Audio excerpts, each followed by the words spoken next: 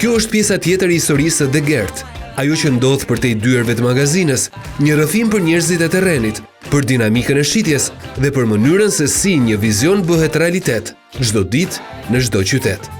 Po flasim për gjëra të bukura, 31 vite të mbushura plot me punë, pasion për De Geert Auto e gjitha këto. Ka pasur ditë vështira për De Geert Auto? Ditë vështira ka patur në periudhën e pandemisë. Aty kuptuan që një familje kur është e bashkuar në gjëra shumë të mëdha dhe kalon akoma më shumë vështirësi se pandemia.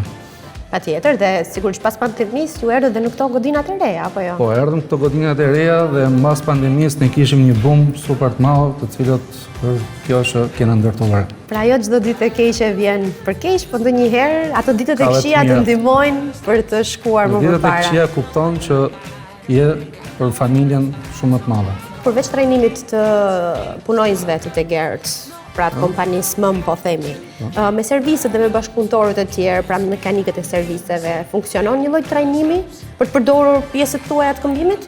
Po, funksionon. Duke marrë rastin e fundit fare gjatë periudhës prill-maj, ne bëm disa trajnime me disa nga kompanitë ne që kemi ekskluzivitetin prej shumë vitesh,